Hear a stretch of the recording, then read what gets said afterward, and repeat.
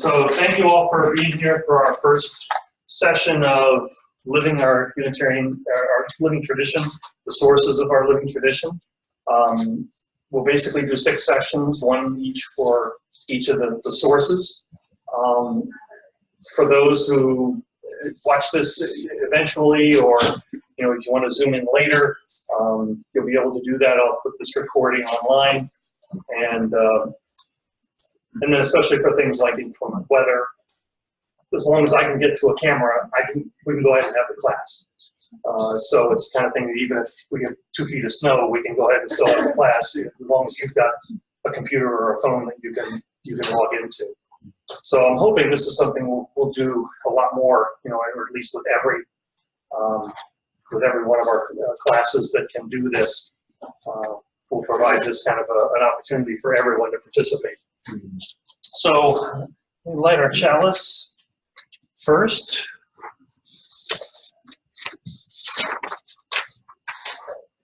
We light our chalice tonight in recognition and celebration of the direct experience of that transcending mystery and wonder, affirmed in all cultures, which moves us to a renewal of the spirit and an openness to the forces which create and uphold life.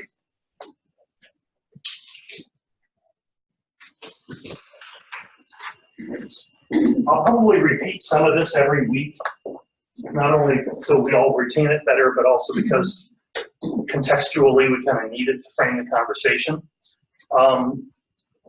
Almost everyone is at least passingly familiar with our 7 principles. But like I talked about last Sunday, if you were here, there are other things on that page. So for instance, it says at the very beginning, we, the member congregations of the Unitarian Universalist Association, affirm and promote. So those principles don't apply to you necessarily as an individual, but they do apply to the congregations who choose to be part of the association. Similarly, after the 7 principles, there are these 6 sources, which I've summarized over there. They are part of the UUA bylaws. There is a clause in the bylaws that every 20 years, the purposes and principles and sources are all reviewed. If people want to make changes, it all goes to General Assembly. There's a big hoorah and all kinds of conversation. The biggest change that ever got made was the last one, Teachings of the Earth-Centered Traditions, was added sometime in the 80s, as I recall, but it was not one of the original sources. The most recent change just happened last year. The original second one talked about the words and deeds of prophetic men and women. And that was changed to people in order to recognize gender identity and gender fluidity, just to avoid that issue. So like the principles, the sources apply to our congregations. They are not a creedal agreement by any Unitarian Universalist that they have to agree to. So that's one thing I always try to say right off the bat.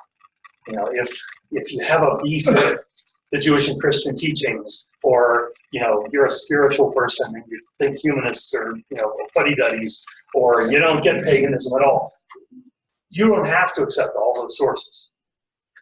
But it's a recognition that they are all sources of Unitarian Universalism in general.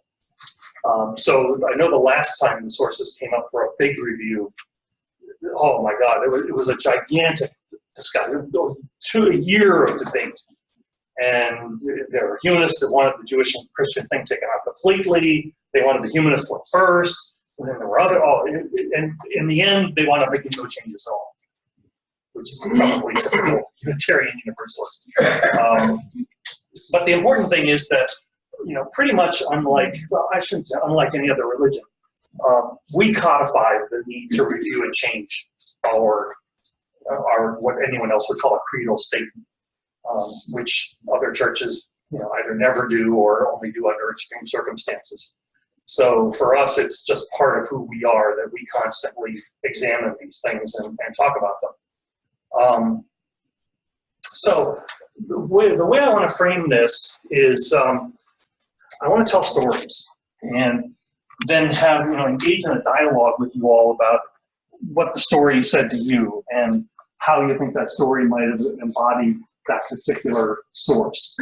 And one of the frameworks I want to use, those of you who took my world religions class last term, I talked about in Hinduism, there are 4, quote unquote, accepted ways of being a religious person. And to me, it's always been one of the most logical explanations I've ever seen of how to be a religious person. Oh, we got a new sign on. Hi. Hi, Ellie. Okay, good. We can hear you. Can you hear us? Yes, I can. Thanks so much. Excellent. So in Hinduism, there are 4 typically accepted ways of being religious. Bhakti yoga, and in Hinduism, technically bhakti and karma are the lower, quote-unquote, forms of religion. And Jnana and Raja are the higher, And, every religion's got its issues, right? So bhakti yoga is the most common. It's the way of devotion. And the best example I always compare it to is if you come from an Eastern city and the old Polish Studa-Baba grandma who sits there with her saint cards and her rosary and she goes to Mass every morning at 7 o'clock, that's bhakti. That's devotion to God. It's an unconditional love of God, and you're showing it constantly. Karma yoga is also called sort of service yoga. So when you see these reports over in India about this church that feeds 5,000 people a day, kind of thing, those are people practicing karma yoga. It's the way of right action, which also then goes into Buddhism later. Jnana yoga, which is my favorite, is the way of reasoned inquiry. It's worship through knowledge. It's getting to know God through wisdom and reading and study, which is why I have 1 million books in my office. And then Raja yoga is the one that we typically, when we use the word yoga, it's the one we typically think about. It's the pretzel bending. It's the the psychophysical meditation to become one with God in the complete sense, in the mental, intellectual, physical, in every sense possible. And that's the way of the mystical quest. So when I talk about these stories, I want us to think about these 4 ways of being religious and how maybe these stories help us understand why this would be a source for us. So for instance, when we talk about the transcending mystery and wonder of the universe, that right off the bat might have some secular humanists bristle, because they're like, well, I'm not into spiritual stuff and I don't believe in God or any of that. So any talk of that transcending mystery and wonder can be problematic. I think that a much more embracing definition is everyone agrees there's something more than us, whether it's just the universe, the cosmos, whether there are forces and fields that we simply don't understand yet, we don't have the instruments to measure. To me, that's part of transcending mystery and wonder. We know the mechanism of why a flower blooms, but we don't know why it looks the way it looks, and it's beautiful, and all the things of poetry. But those aren't quantifiable scientific kinds of things. So that's where I think one can acquire a lot of this idea of mystery and wonder.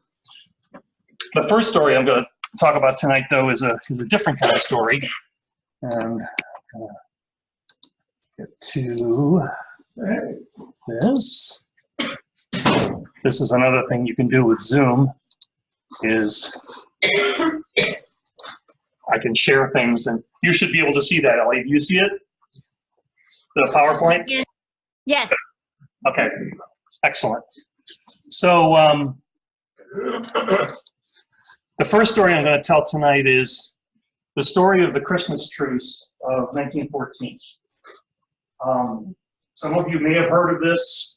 Most people have not, for very good reason. World War I started in, that was the patricians in that.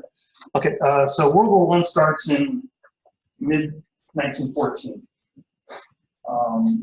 We all know it's a war unlike any other war that's ever been fought. The trenches are immediately dug. The landscape becomes nothing but 5 feet of mud. It very quickly becomes a stalemate all across the front.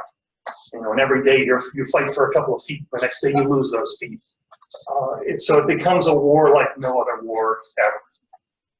And so after about 5 months of this, and the soldiers are now completely disillusioned with, oh, we're going to go over and kill the Hun in 5 days, or we're going to go kill those Russian English in 5 days. And Christmas is coming, so it's cold, it's snowy and muddy, and it's just horrible. So what happened was, and one of the reasons this doesn't make the history books is it wasn't coordinated, it wasn't planned, but just at various points all along the front, truces broke out. And it would start with the German soldiers would all got a little tiny Christmas tree. That was something, every soldier got a Christmas tree. The British soldiers all got biscuits and chocolate, the Germans got a Christmas tree. So they would put these Christmas trees up on top of their trench and they'd sing Stille Nacht. And the British and the Scottish are over there, and they're, and the French are drinking their wine, and the Scottish are eating their chocolate and whatever, and they start singing First Noel. And in time, eventually, one soldier gets brave enough to stand up and say, come on over and share what we have.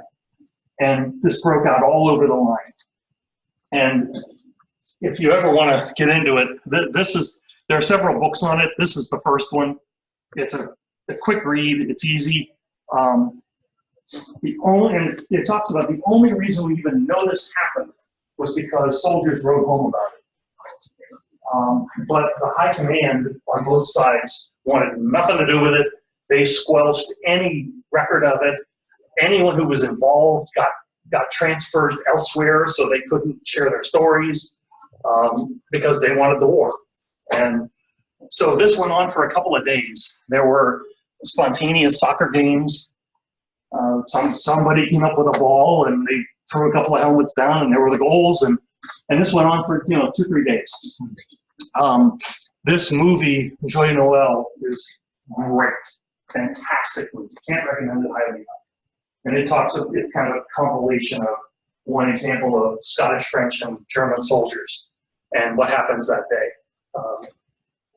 And it's an interesting movie because it's all done with subtitles. So the French are speaking French and the Germans are speaking German, and the Scottish are speaking whatever the hell the Scottish speak. And it's a really, really good movie. So after these couple of days, and nothing's been officially announced. I mean, there's no one at high command that said we're having a Christmas truce. And that just wasn't, like nowadays, sometimes there'll be a agreed upon 24 hours or whatever. That didn't happen. This just erupted spontaneously. Immediately afterwards, the generals all just squashed it. There was no press coverage of it. Even soldiers coming home didn't tend to talk about it until years later. So it really wasn't until like the 70s and 80s that people started putting together that this thing had even happened. And then, of course, the war drags on for 4 more years. Nothing like this ever happens again. It becomes a horrible war. The trench warfare continues. So it stands as kind of a singularly odd period in not just military history, but even human history. So the questions that one can ask about this, and we'll ask these questions on most of these stories. So what did that story reveal to you?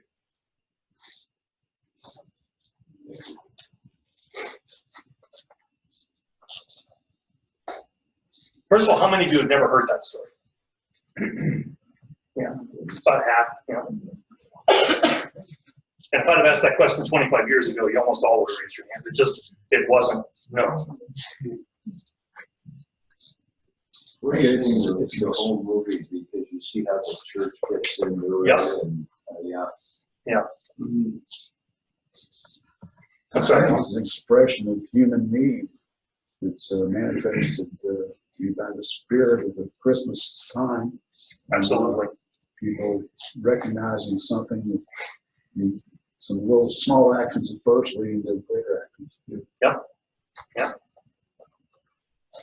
And we're all basically the same, that even though we're having different political thoughts and all this stuff. When something comes out like that, we can all get together on. And at the beginning of the movie is really one of the most powerful things ever. The very beginning of the movie, they show 3 kids, one German, one French, one British, singing a song basically about the enemy, and how we need to go over and kill these guys. But when it's a little 10-year-old kid. And exactly right. The movie shows that we're not our slogans, we're people. And there's more subplots too that show sort of the humanity and how even this situation doesn't necessarily reach everybody. But it definitely may be one of the last times that we're involved in a war that soldiers have this ability to influence what's going on the battlefield in a human way. Anybody else?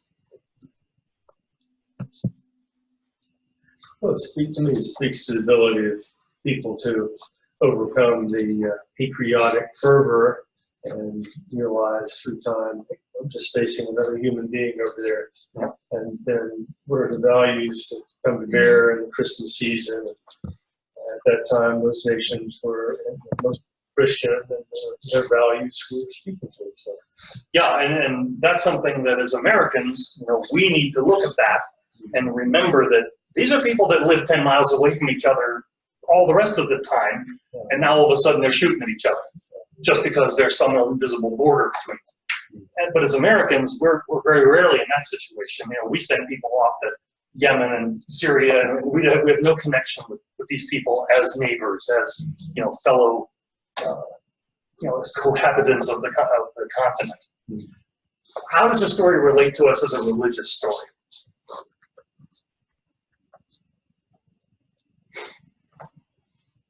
DC as a historian, even a military historian, it's just an item of military history. But how would we look at that as a religious community, as a religious story? Well, like Dennis said, most of them were Christians probably then. You didn't have the mixture that we would have now. Yeah. Even if we were fighting a neighbor. There would be so many different religions represented that probably weren't then. Although I'm sure there were probably Jewish soldiers in that bunch. But probably the majority were probably Christians. Protestant or Catholic. Yeah. Well, the movie itself, not the story we've heard so far, but contrasts quite clearly the flexibility of the average soldier to see the humanity on the side, while the hierarchy of the church would be rigidly proponent of the government. And demonizing the opposition is a basic one. Yeah, there's a very scary head of chaplain's character who is just like, what the hell is wrong with you? Because he's telling his chaplain, stop this. This is wrong. They are the enemy. God has ordained that we will defeat our enemy. Well, you have a religious mythology of peace on earth, goodwill towards men type of thing. And the way they're at, they want this, but they're there. So that's the... Yep. And it's a conflict of the, definitely of our modern era. The majority of us say we believe in these things, and then yet this is how we behave. And when it's down to individuals who are the ones, on the ground, how are we going to react? Are we going to react as human beings, or are we going to react as tendrils of a geopolitical system? How does the story connect with us after all this happened 104 years ago?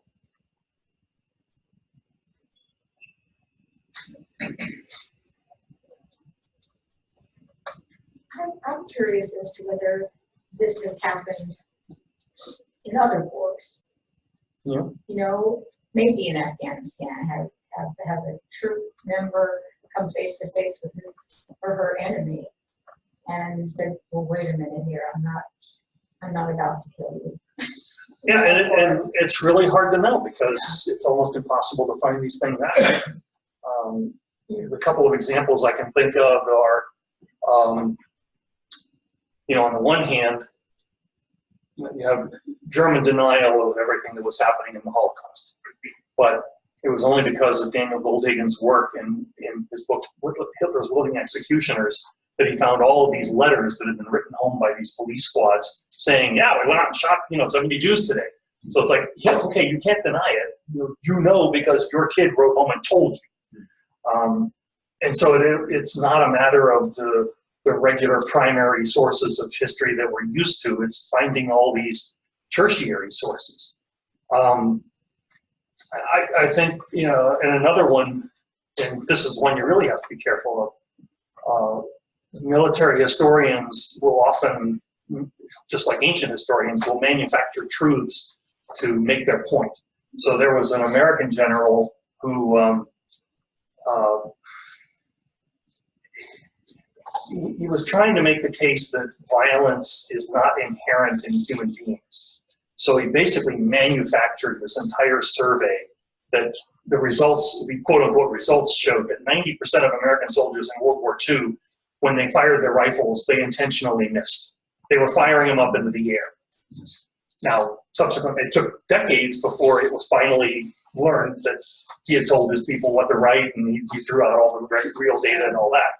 So not only is it hard to find the truth, it's hard to sift through the not truth, which, in this world today we know is even more difficult problem.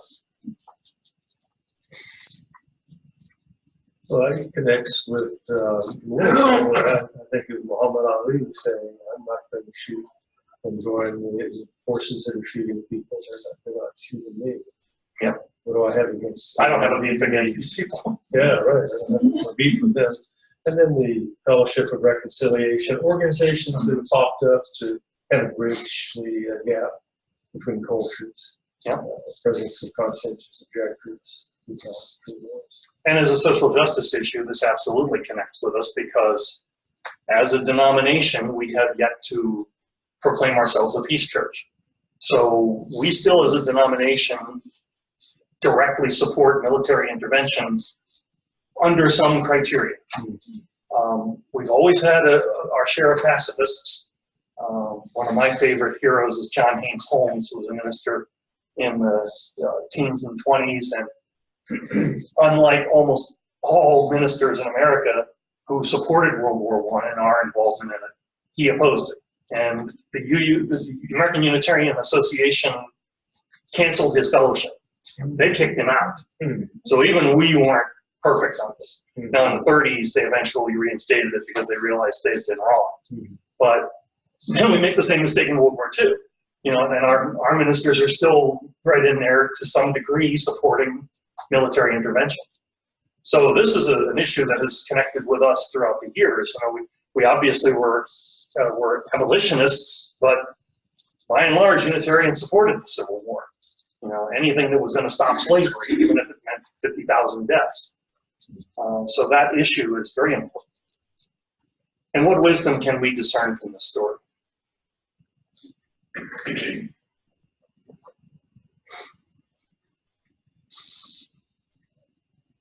Maybe we need to repeat it and have the truce of 2019. And it would be cool, and that's like when you look at the Arab Spring movement, there are forces that have done their best to make that disappear from history and to make sure it can never happen again. But we lived through it, we know it. But 2 generations from now, is anyone even going to know what happened? I don't know. It helps nowadays that everyone can record anything, but still, I think as time goes on and technology goes on, the powers that be also get stronger. and their will to control the narrative. You know, the more Donald Trump talks like Big Brother, the more scared I get. I mean, he literally last night almost said, "War is peace, ignorance is strength." I mean, I was just like, good God, why are people not listening to this guy? He's literally quoting Orwell. You know, now how do, Although I was, one of the things that I was thinking in terms of how this sort of connects with us and how we can relate to it is just thinking about how easy it is for me to demonize the Trump supporter rather than seeing the humanity there and the places we can and should connect. A challenge. yeah, and that's represented in the movie. I don't want to give too much of it away, but there's a character in the movie whose brother has been killed just recently, and he wants nothing to do with this truth. So it's, you know, yeah, if you don't understand the context of the person you're dealing with, then you have no right to judge, you know, where they're coming from. You know, in my personal experience, I was 12 when my brother was in Vietnam in 1968, which y'all remember, that was the worst year.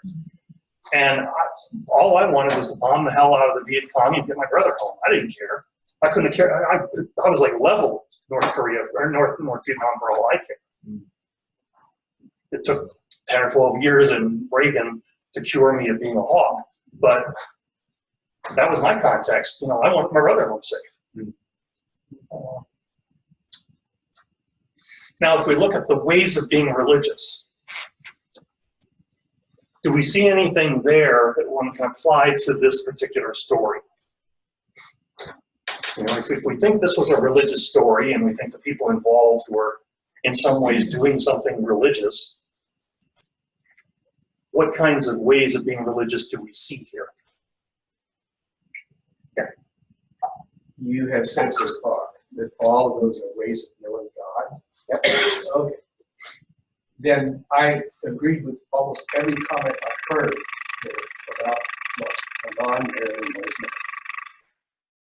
There's no need to have a God involved in that. Have their religions, they can believe there's a God, they can act on it, doesn't mean there's a God.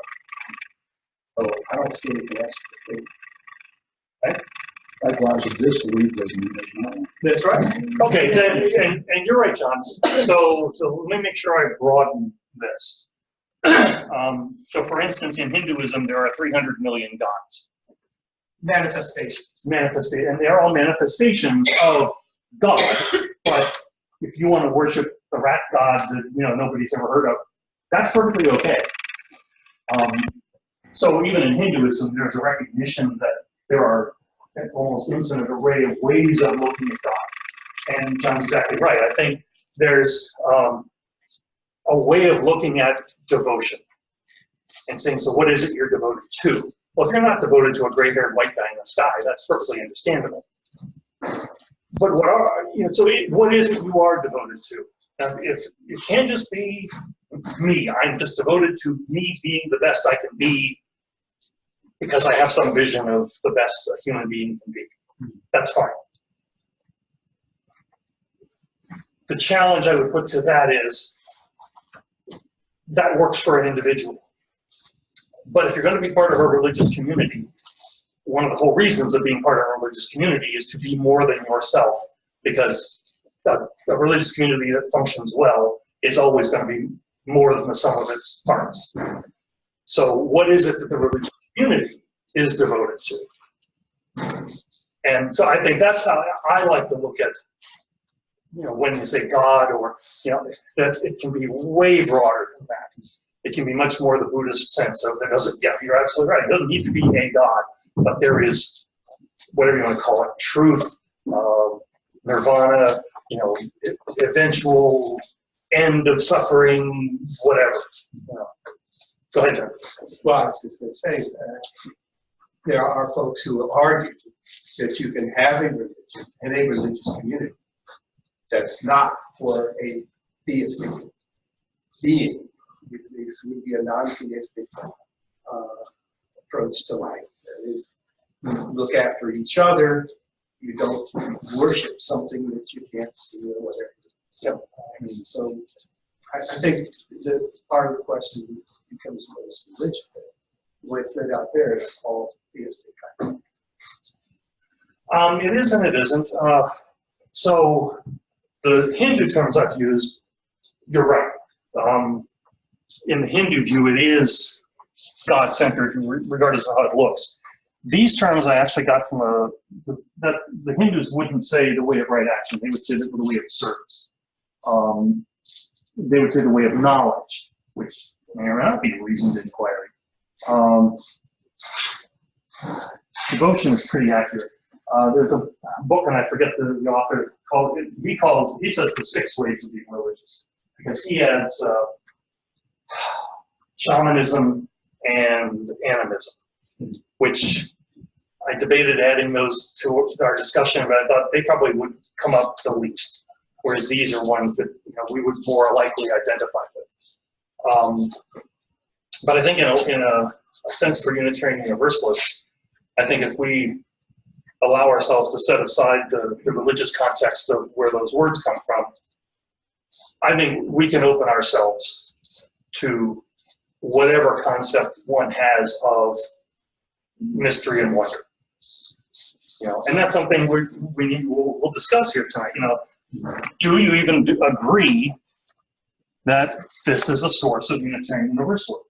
Do you agree that direct experience of that transcending mystery and wonder, affirmed in all cultures, which moves us to a renewal of the spirit and an openness to the forces which create and uphold life?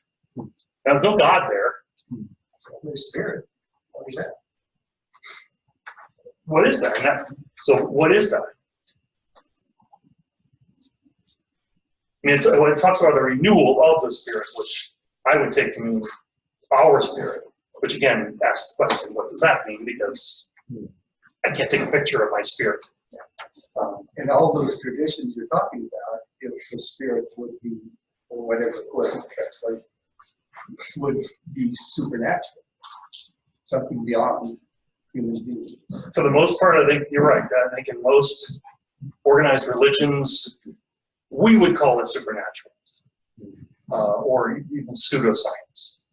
Pseudo what? Pseudoscience. But now, can we think of an example where that wouldn't be true?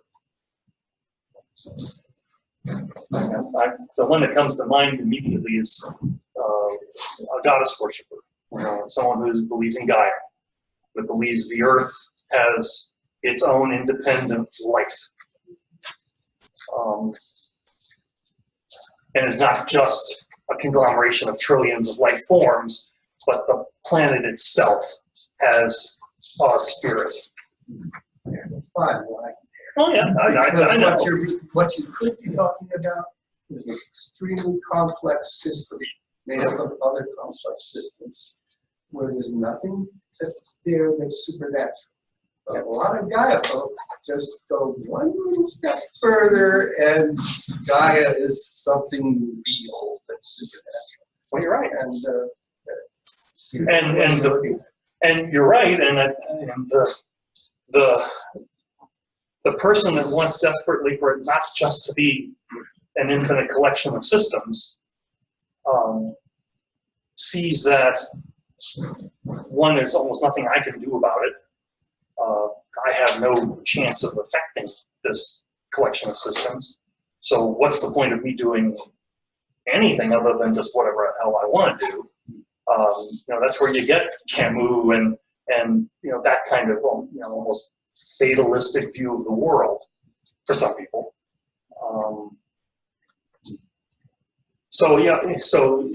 And I'm not picking on you, John, because I know you're speaking. I don't accept Camus, but you're speaking for many people, many Unitarian Universalists. So what is our source of hope?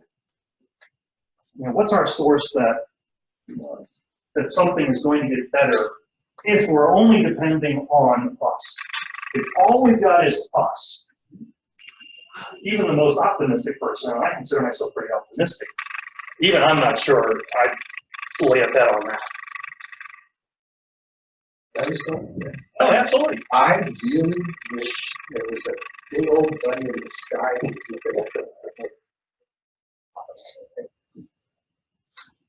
But I don't have any evidence for it whatsoever. Mhm. Without that evidence, I'm just making a bet that maybe that's what's there. And as soon as I do that, I have to describe what that is. How does it intervene? Who is it? You know, what does God really do for us or not do for us? Why? And most people don't ask that. Oh, God's up there, and stories of my life, I'm fine. And there's no evidence for that whatsoever. And the 7 principles include the one who should be searching for evidence as to what's going on in the world. So put it to practice. But we commit to a free and responsible search for truth and meaning. Now, Aristotle had the view of the unmoved mover that could be an answer to your question. Could be. Somebody Unmoved. Yeah. The what? Unmoved mover.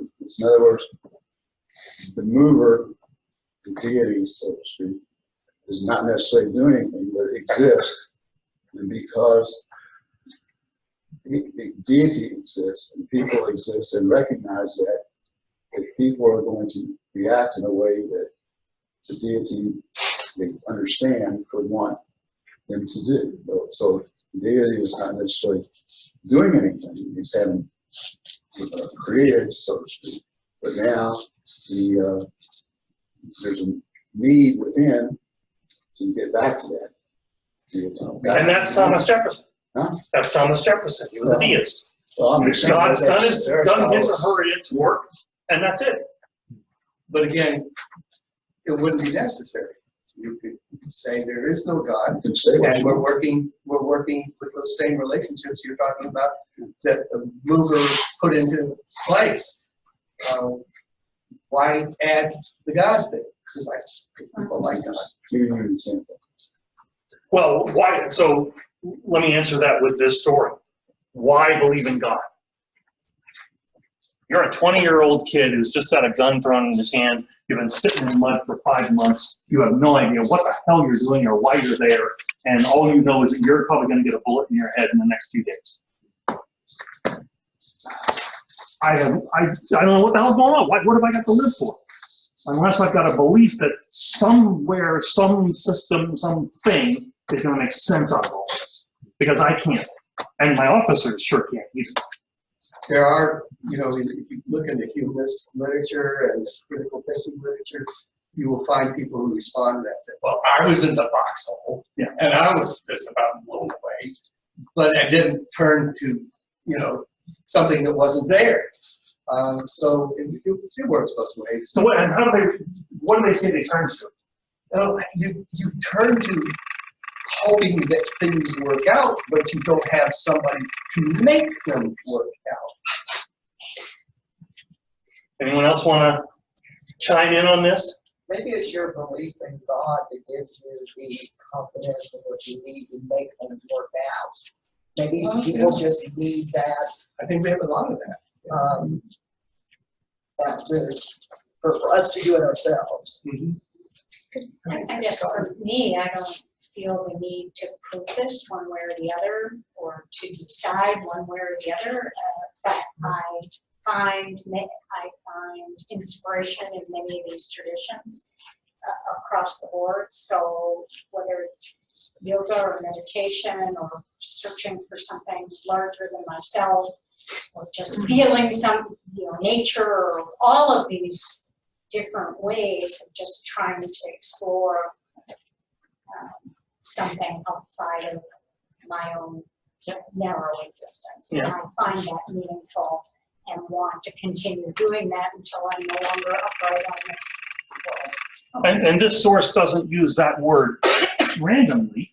Where's that word coming from? Where's the word transcending coming from in that source? Mid-19th century. Yeah, exactly. It's coming from the transcendentalist movement.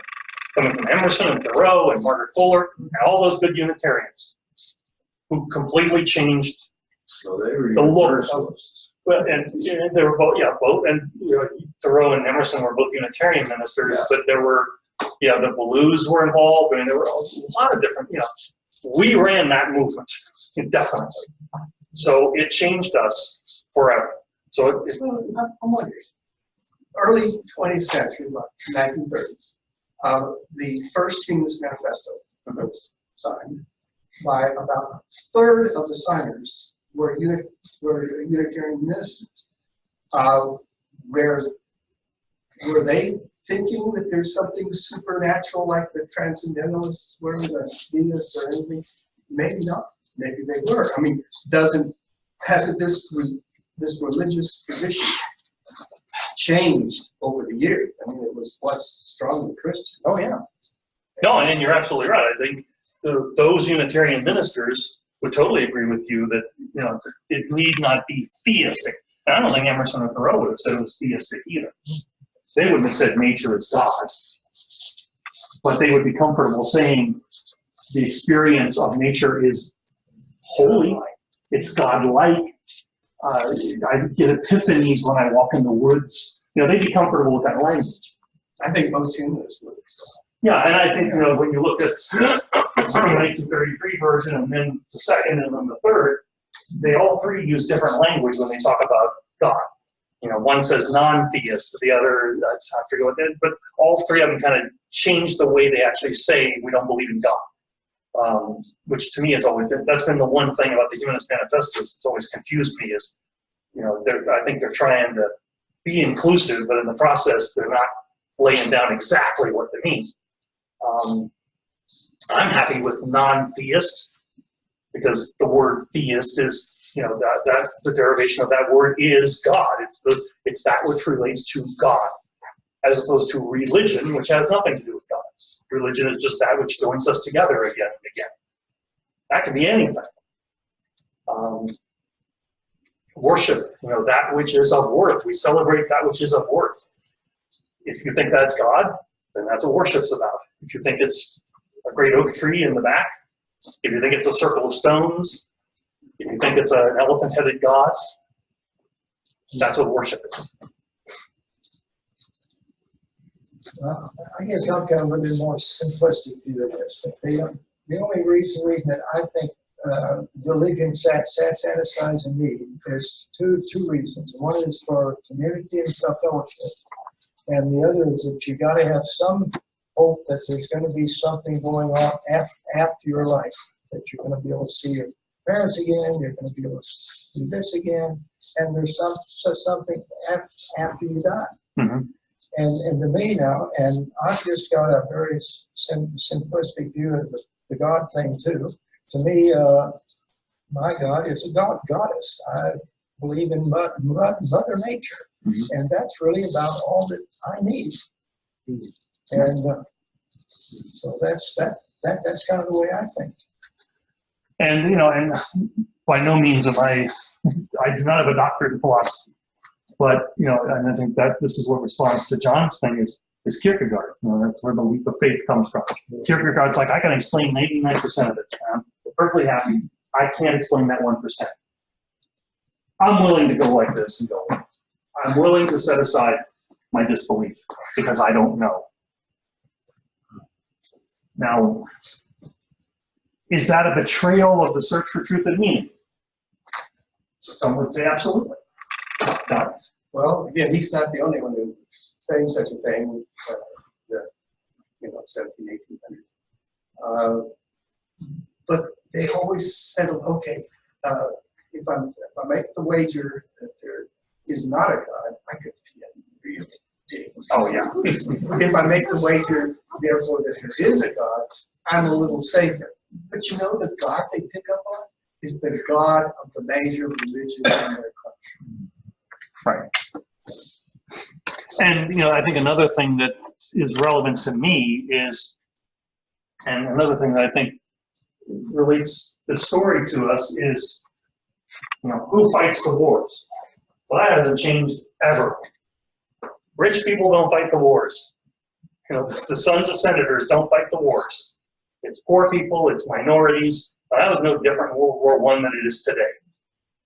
And So we're not talking about, for, not meaning any disrespect, we're not talking about Unitarian Universalists in general, who tend to be very highly educated, very well off financially compared to any other denomination except the Jewish. They're the only ones that beat us on those two measures. So we have to look at it in terms of, here are people put into this horrible, horrific situation, and what have they got to draw on when they see nothing, they see no reward at the end of this. I mean, they have no sense that they're going to go home and all of a sudden there's a financial bonanza waiting for them. They're just doing their duty. Well, what's driving that? What drives that sense of duty? And that's a lot of what karma yoga is doing your dharma, doing your duty. It's the right thing to do, so I'm going to do it even if it hurts me, because it's the right thing to do. That's all that matters. And now here in this story, they're conflicted with, well, the right thing to do is to shoot that Hun in the head. But as a Christian, the right thing for me to do as a brother is to wish him a Merry Christmas and treat him the way I would want him to treat me. I would say that there's also fear. If I try and do this approachment or something, my officers may order my demise, and I think that maybe they also, on this particular event, saw that they all were in that situation on both sides. On both sides, absolutely. That we are the ones fighting the war for somebody else, and it's a kind of camaraderie that you wouldn't expect, but you can see why they might realize that. You think that in that Christmas moment, as we'll call it that, those people actually thought that through that way, or they just were experiencing the favorable moment? I would say both. Probably. And that's a really good question, Alan. I mean, what the hell happened? It'd be easy for a theist to say, or the ghost of Christmas present waved his horn, and people stopped fighting. But I think even those men would have said, I don't know what came over me. All of a sudden, I just knew that they weren't going to shoot me. And this is after months of, you raised your head this high up, it got shot at. What the hell could possibly motivate that first guy to get up there and trust that he wasn't going to be instantly killed? And not just in one place, but in many places across where there's no coordination. They're not talking to each other. There's no walkie-talkies or anything like that. So nobody a mile away knows what they're doing. And it happened all over the front. Music based on people. And kind of music it was. Yeah. It wasn't patriotic music, it was religious music. And so, and yes, I agree with Dawkins and all those guys that, say that we paid a huge price for organized religion as a species. Absolutely. Most wars have been started because of religion, or they've certainly been fomented with religion. But there are also those moments where people are just somehow spontaneously better people because of some amorphous feeling that they can't even describe themselves. Here's desperation. I'm gonna die here. Or something. Even if I get And the thought there for all of them would have been, even if I die, I'm going to heaven, so it's okay. But if you're like me and you don't believe in anything after, except possibly, a kind of odd Buddhist sense of floating energy that isn't Jeff Liebman anymore, it's just out there. That's not a real comfort. It's like, no, I want to live as long as I can live, thank you very much. Because I want to be a pain in the ass to you all and challenge you. And that's to me, that's heaven to me is what I can do here and now. And I think that's a lot of Unitarian Universalists. Okay, so let's go to the second story. And this one was new to me. I'd never heard, I pride myself on knowing who all the famous Unitarian Universalists are, but I had never heard of this one. Has anyone ever heard of Cecilia Payne Gaposchkin? No astronomers here? So she was born in the late 1800s. The story that she would tell later was that when she was a baby, her mom had her out and they saw a meteorite go across the sky. And the mother taught her a rhyme, which I'm not going to remember unless I look it up.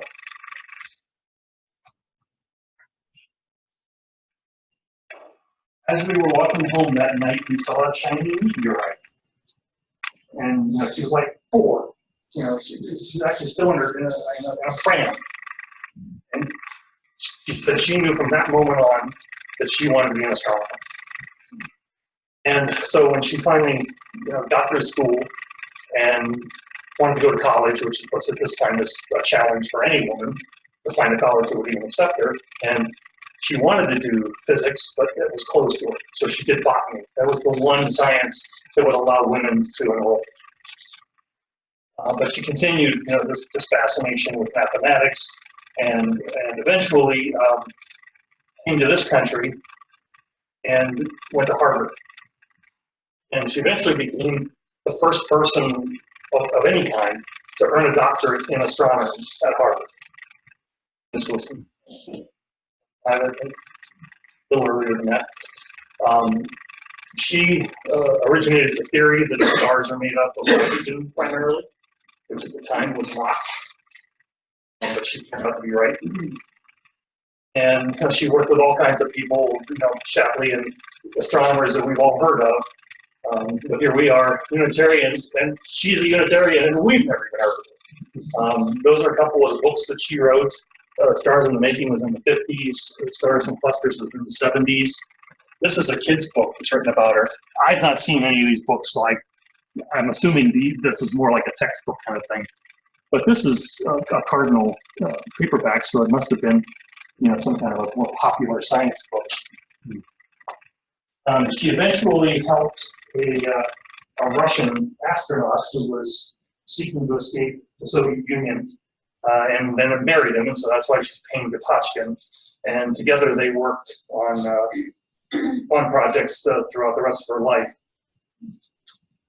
Near the end of her life, Cecilia wrote that where other women were not allowed to be in direct touch with the fountainhead, whether you call it God or the universe, she had always been. Her love for the universe and for the wonder of it all lasted her entire life.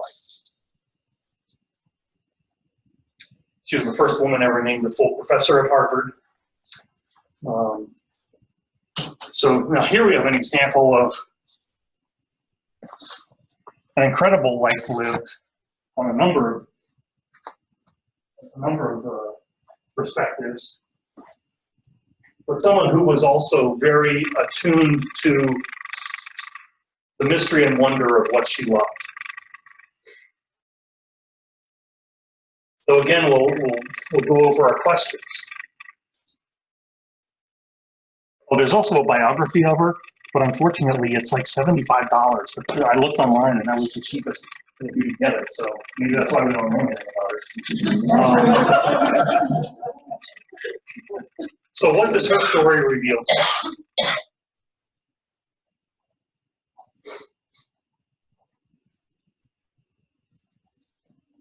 She was in a place and got to experience things that almost no one can experience. And probably had a feeling of being closer to God than most people. That's my projection. The thing that interested me the most was the fact how young she was when she had this feeling that she wanted to be more strong. And it reminds me of the story of Lydia Marie Child, who is a UU that a lot of people have heard of, and we tell kids her story all the time. Same thing, her dad, she expressed an interest in the stars to her dad, and this was in the 1840s, I think. So high school wasn't even an option for her, but he homeschooled her basically and taught her everything. And she eventually became the head of one of the planetariums, or no, that's not what they call the telescopes, one of the big telescopes on the East Coast or something like that. So, I don't know if there's something about Unitarian women in astronomy, but we got at least 2 of them. And does this relate to us as a religious story?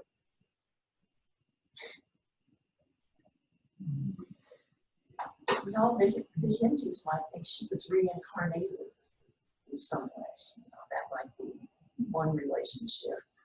Or maybe it's just genetics. Well, it certainly smacks of the way of the mystical quest, right? That search to understand. Yeah. She spends years studying the sun to try to figure out what it's made of.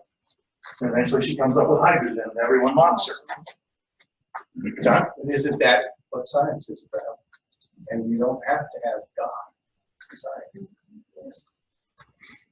And I don't know if she believed in God or not. The account I have of her doesn't say. Well, she's, discriminated against. Oh yeah, big because time. She was a woman and she had trouble getting into. Yep. Yeah, the account I have, it doesn't go into great detail about it, but says, yeah, every step of the way she had trouble getting positions. And like I said, when she wrote books, they weren't universally accepted. It took her 23 years to be named a professor, which those of you in academia know that's a hell of a long time to get named a professor. That was probably true for many women up until the 60s or 70s. Oh, absolutely. And some women would probably say it's still true today. Well, some of it, but it's not like that. It's more active, especially in the arts and sciences. Women rule. Well, would you consider her a prophetic voice? The words and deeds of prophetic people, would she? The focus on that source, and we'll talk about it, and by the way, we won't have class next week because I'll be in Arizona on the Board of Witness, so it'll be the following week. The focus of that source tends to be words and deeds that are, that's a good way to put it, ostensibly religious words and deeds. Now, yeah, one can immediately say, but isn't studying the universe a religious thing? So, yeah, I think one can answer that.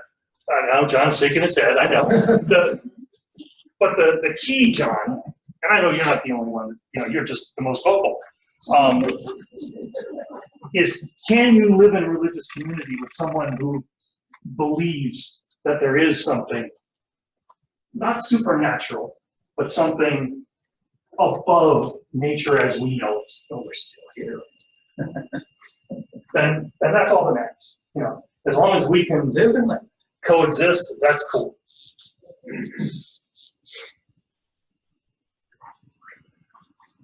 How does this story connect with us?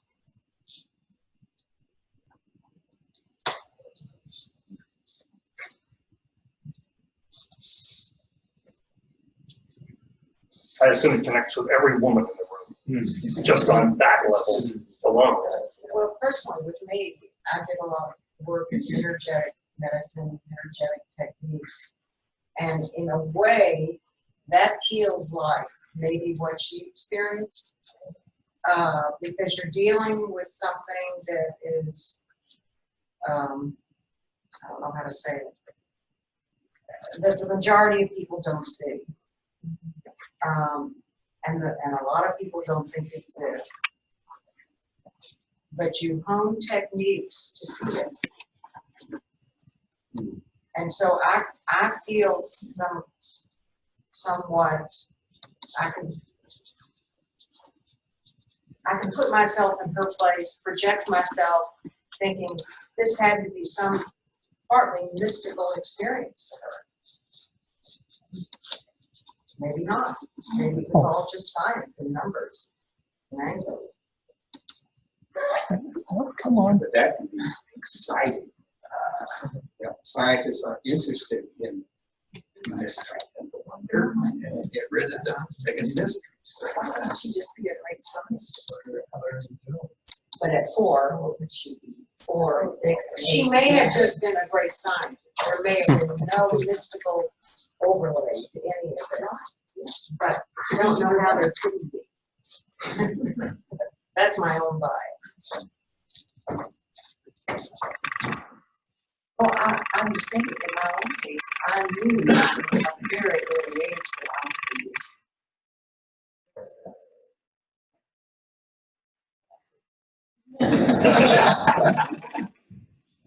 a little far around the place people would be teacher.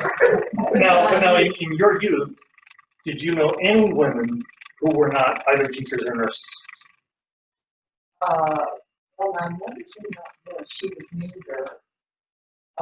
See, I was, everybody was pretty much a homemaker. All the women that I knew well were in the neighborhood.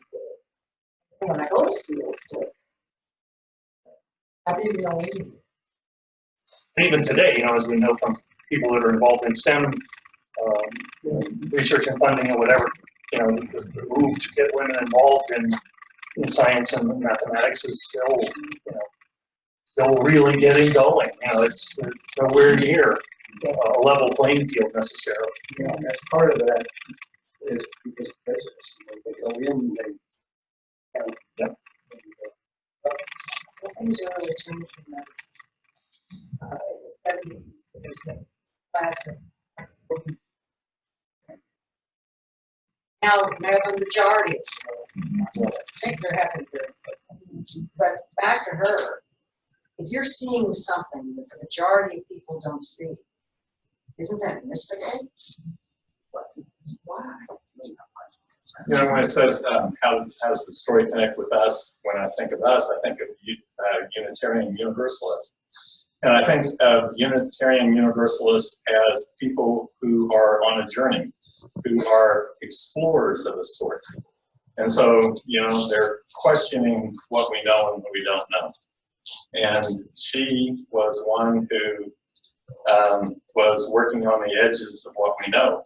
And she kept discovering more. She kept learning more. And so I think that was, to me, I think that's how she connects with UUs. She didn't question, or she did question what the common narrative was. Mm-hmm. And she increased, especially when you think of cosmology or the universe, that's knowledge on a grand scale. And she learned things that, person kind did not know. And so, she's an adventurer, an explorer. The Warrior quote says, "Do not undertake the scientific career in quest for fame or money. Your reward will be the widening of the horizon as you climb, and if you achieve that reward, you will ask no other." Yeah. So I'm going to put Deborah on the spot. So you were telling me a couple weeks ago about going out to see the wolf blood, whatever the hell that thing was called. Why? Why'd you go? Because it would be so cool, and I kind of am on a course since I retired to finally touch pieces of, excuse me, John, my more spiritual self, or that piece that is larger than myself. And I feel like I have touched that here and there over my lifetime. So it was a And that doesn't mean you're rejecting the science of it at all. It's, oh no. And what really hit me was last year during the full eclipse. And Jody was like, "Oh, that's good," because we were living in Columbia, which was dead center, right in the middle of the path. And she said, "Oh, we're gonna go, blah blah." I'm like, "No, go on." The eclipse is here, so I can look up. But she talked me into it, and yeah, And here I am, I'm the most rational person I think I could be, and I'm just sitting there like, holy, oh my God. You know, now I completely get why millennia of human beings have just, their jaws have dropped, and it's you know. It's otherworldly. Yeah. I mean, the life is there. Yeah. And somehow, you know, even though I know the science of it and I know exactly why everything's happening the way it's happening, I would say it was a religious experience. You know, it was a spiritual experience. Does that mean I believe there's anything supernatural about it? No. It was special, certainly, but I think more than special. You know, I think it's something that really changes the way you look at the world forever. You know, you're changed.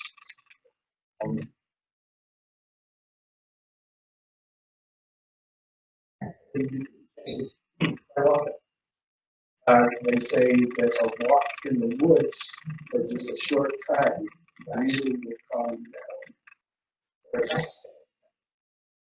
How many of you were in church a couple weeks ago when I told the story about walking in the woods?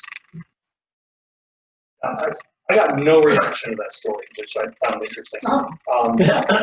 Those of you who remember it, what was the reaction to me telling that story? For those of you who weren't there, sauntering is my spiritual practice.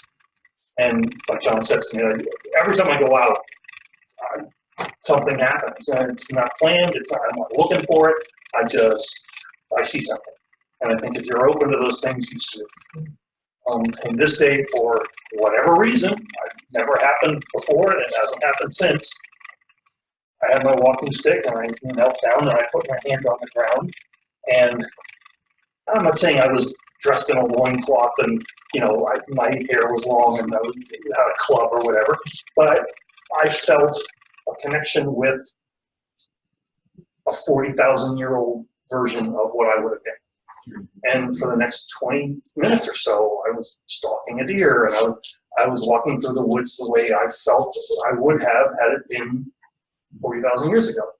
And then all of a sudden, somebody over across from the lake started talking, and I immediately, if you've ever seen the movie Somewhere in Time with Christopher Reeve, you ever see that? Oh God, another great movie. Great Unitarian, Christopher Reeve. Not the time he made the movie, but he eventually came around. Fantastic movie. But in that movie, same thing. He's time traveling, and you know, all of a sudden something happens, and it snaps him right out of it. You know? And that's what happened to me. Do I have a rational explanation for it? Hell no.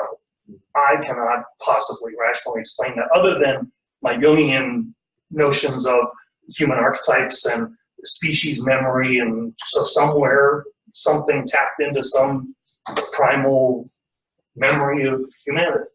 Sounds like you were in an altered state. Yeah, it really was. And it was almost like that, the eclipse. I mean, the air was different, just everything was different. Now, I can easily imagine people hear me tell that story and think, you know, yeah, what was I smoking that day? And I'm like, no, I can't do marijuana, that stuff again. And I ate those ones, oh my God. I was in Panic City for half an hour until the damn thing wore off.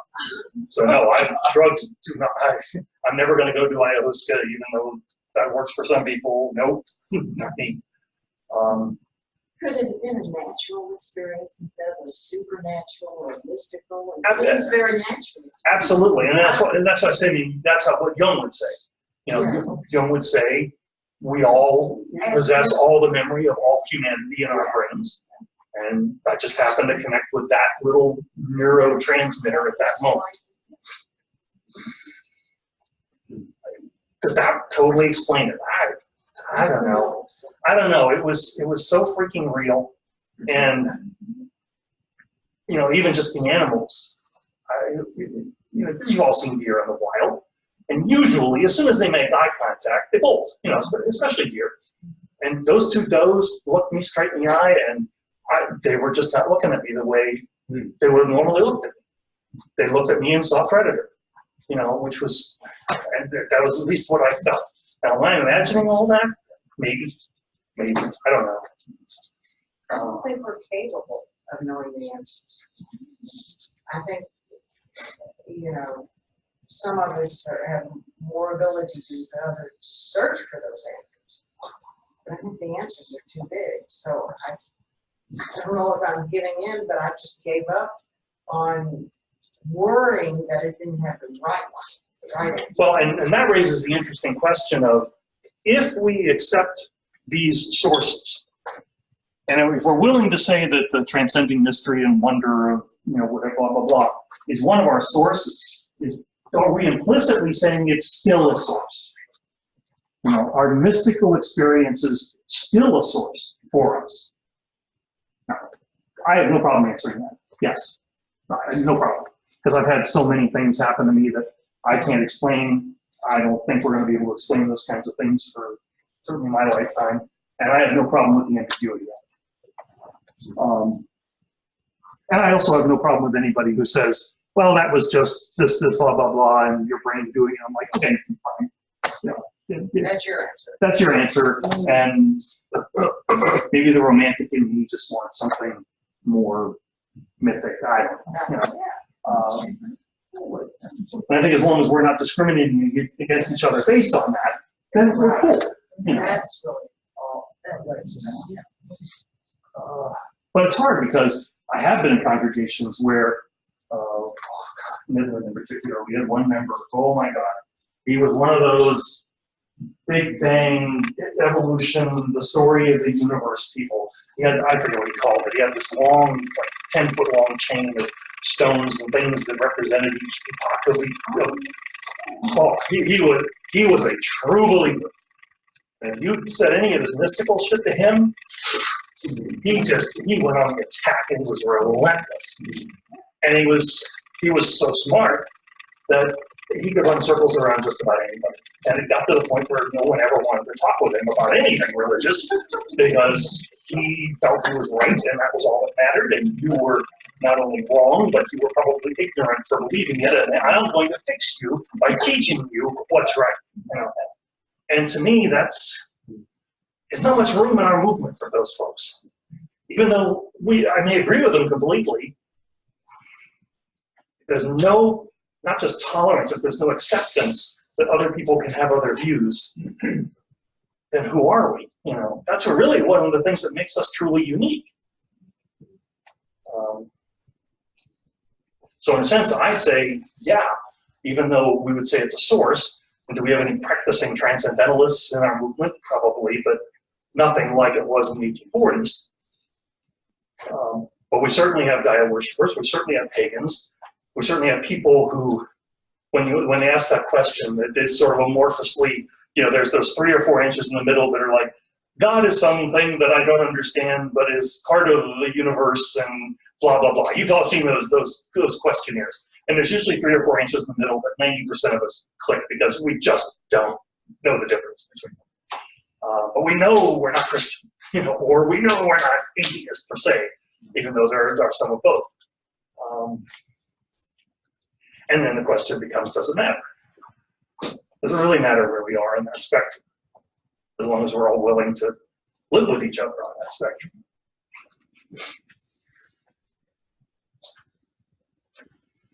So that then brings us back to the source itself. And as I said, this is something that gets reviewed every 20 years by mandate. As a member congregation, Thomas Jefferson Unitarian Church believes that the direct experience of that transcending mystery and wonder affirmed in all cultures, which moves us to a renewal of the spirit and an openness to the forces which create and uphold life, is a source of our belief system. Do we, as the members of the congregation, believe that? Do we affirm that? Or do we have a problem with that? Yes.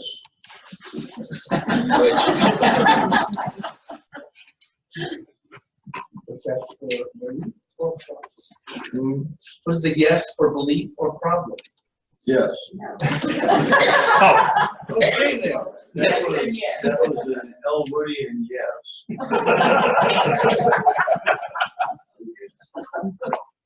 And I certainly don't want to take us down that rabbit hole of of Unitarian grammar Nazism, which we are so good at, unfortunately. But there are parts of the principles, for instance, that I still wish we would change. I think the first principle is pretty worthless.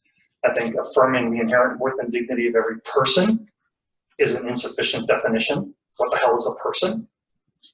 Does that include human beings that have lost their brain function? Does that include higher order animals who certainly are capable of conscious thought and reasoning? Yeah, I mean, what does it include? Because as it is, it doesn't commit us to anything other than a feel-good kind of statement. And if you're not going to act on the affirmation of inherent worth and dignity, well, then what the hell good are you?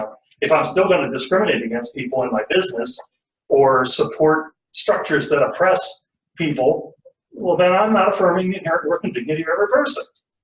So, I can quibble with some of these things. So let's quibble if we want to quibble. Do we have a problem with any of that language?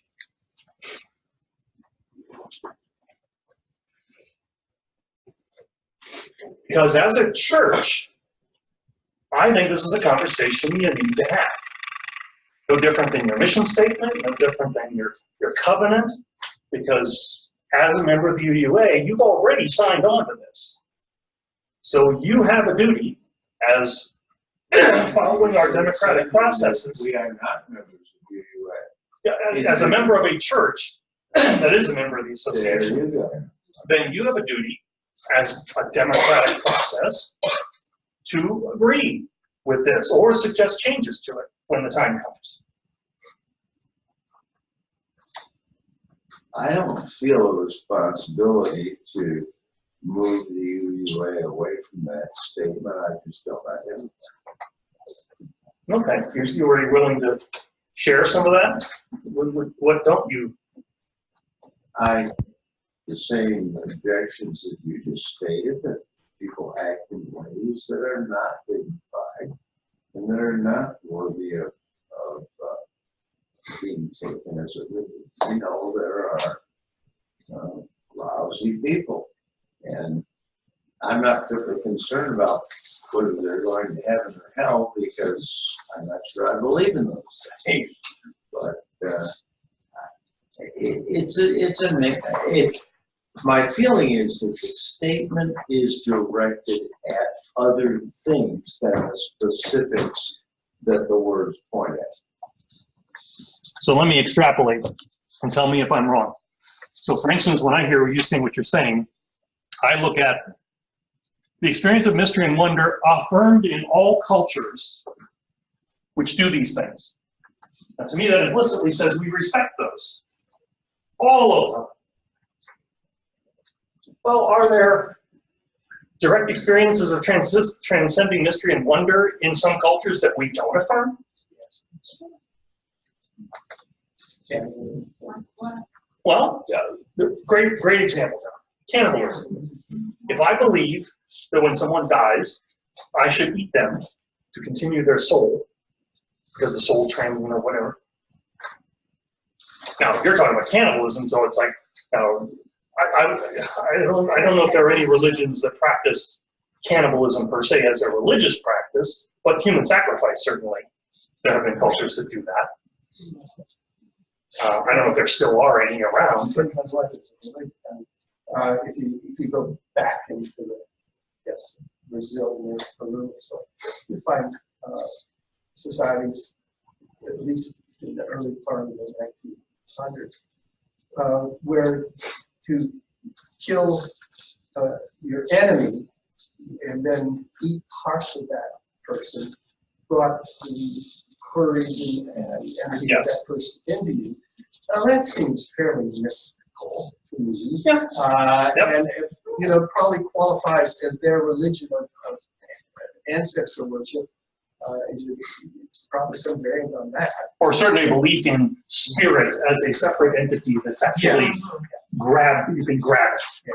And then so what we have to be careful to parse is, if it's really just a matter of you're an enemy and I'm killing you and you're dead, and now I'm eating you because of these religious reasons, I'm not sure even I have a problem with that, because as far as I'm concerned, once you're dead, do whatever you want. You don't have to throw my body in the dumpster, I'll be so out. And we kill people routinely, so if we accept us doing it, which we all implicitly do, because we're still citizens of this country. And if we didn't accept it, we would renounce our citizenships.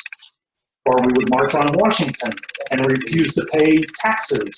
You know, there are extreme measures we would take to try to force our society to not be world. And one would argue that we probably do eat our dead in some ways, because of our meat-based economy. And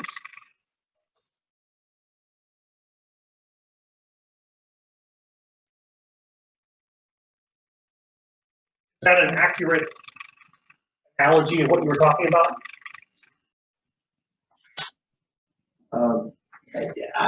I think I was aiming at two things. One is that I can think of specific examples of individual people who I think do not represent worth and dignity. And I think it's a mistake to say that I find worth and dignity. Now, the inherent word is what makes it all smooth like mayonnaise, because you can say, well, at least he started with that. Yep. Or she. But the other side is that the statement is pointing in the direction that we ought to be aware of, but less literally than as a overarching direction that should be considered. Yeah. So let me give you another example of this. Very real example. Adolf Hitler was obsessed with Hindu theology. Where the swastika came from, it's where his belief in the Aryan man came from, because Aryan man was I think the 9th age of man. I missed the word. Which philosophy was he obsessed with? With Hindu. In India. Okay, sure. Okay. He sent Himmler on a journey to the Himalayas, and that's where he got his Lhasa Apsos. Is that the dogs that the Tibetans have? Yeah, he got 2 Lhasa Apsos from that trip. The occult was a big part of Nazi theology. To him, he would have said that as part of the transcending mystery and wonder of the universe, that Aryan man will arise, will conquer the world, everything is going to be wonderful because of it, and those who oppose that need to be put out of the way. And it was a religion to him. I don't think he would have had any problem calling that a religion. So what do we think of that? Is there any way in the world we can affirm such a belief system, which we see in white supremacists, in the neo-Nazi movement? Make America great. Yeah, John? Yeah, is that, I'm sort of with Jim in the sense that this has some looseness that's a problem. But when you talk about, in general, the inherent worth of all human beings, it pushes you to think of someone who is actually perceived as an enemy, as not, as temporarily at least an enemy, but who could maybe be changed. And when you talk about the racist,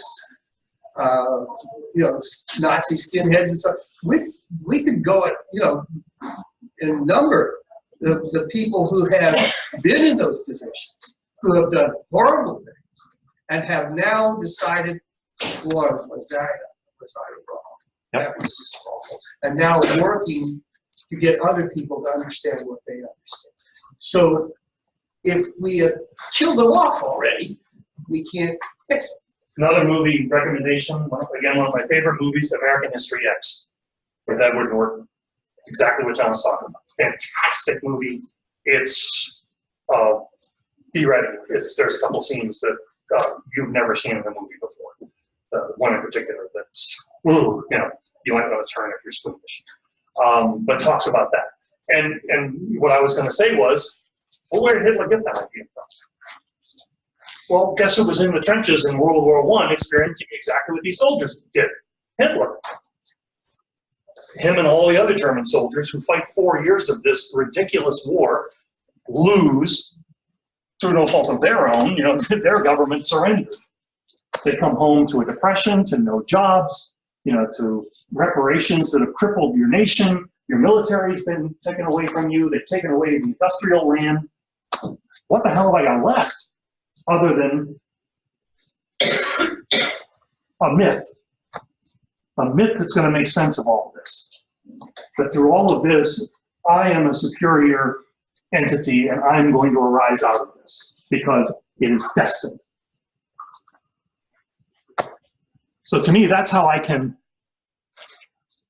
not necessarily accept the consequences of a culture's belief, but I can at least understand why they did what they did. So, the true believers. The police squads that just wanted to kill people because they got the thrill of it, no, I can't excuse that.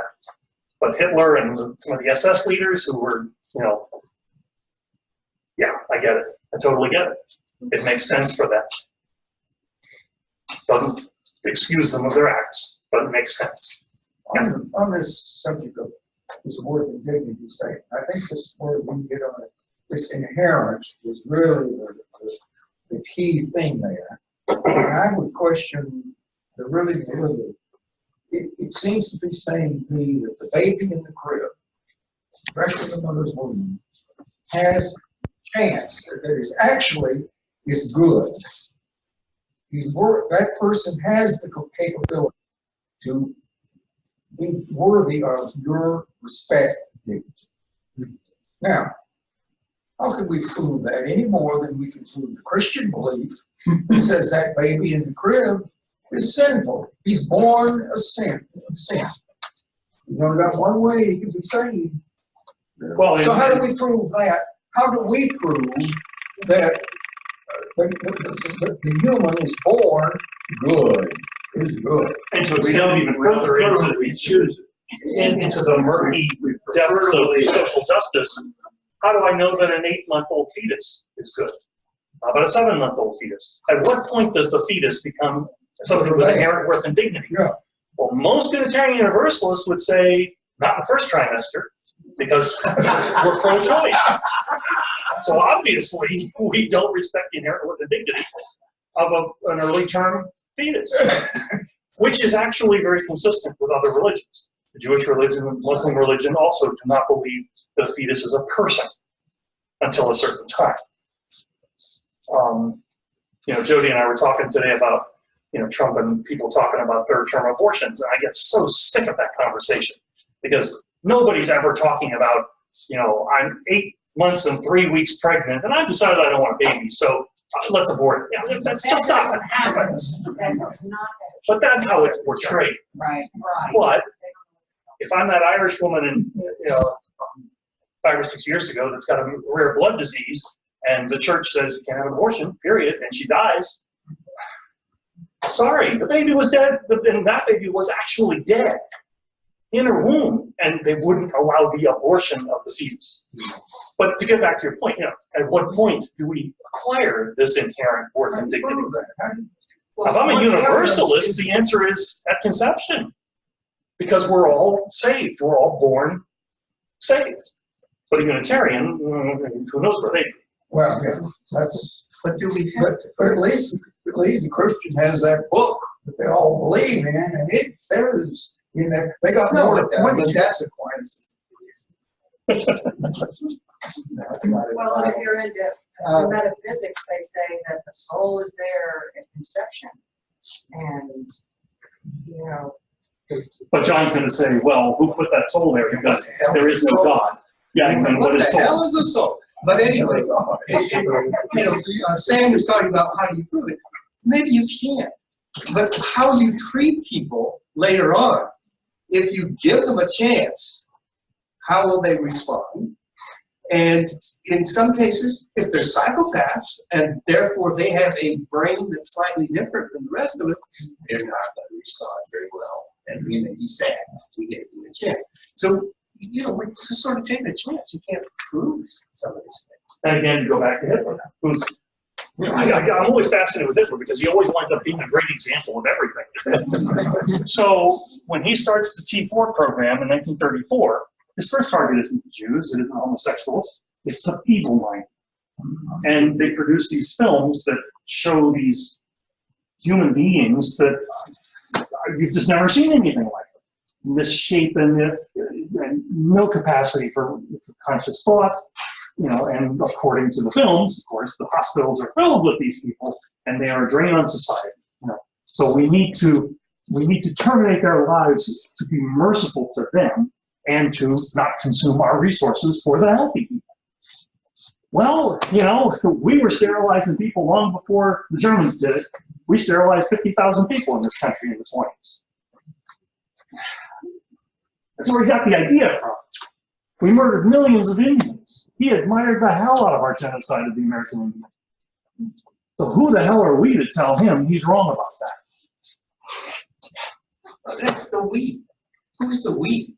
Our forefathers, or you know, our country that's run by some folks that we would appreciate very much, or all of us. So when we talk about the United States and it's we got to qualify that. Well, I mean, I would qualify by saying, if I'm a Native American today, then hell yeah, you were all responsible. Because my kids don't get the education years yet, I don't get the medical But treatment. there are people who are not Native, who have been fighting for them to get those rights all along, from before they ever were put on reservations. But they're small, Very small. Yep. And now they begrudge them the casinos because the casinos are making money. Yeah. And it's like, come on, guys, you know, really? Are we going to keep fighting this war against these poor people? Okay, so we're at our time. Let me extinguish our chalice. Hopefully this conversation will continue because I love this kind of conversation.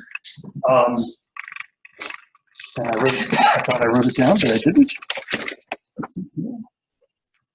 Oh, and this here is an article, and for those of you watching, I got this off Smithsonian.com, and it's an article on the Christmas truce and some of the facts that are now known about it. We have a calling in this world. We are called to honor diversity, to respect differences with dignity, and to challenge those who would forbid it. We are people of a wide path. Let us be wide in affection. So thank you all. We'll do the second source in 2 weeks. Thank you.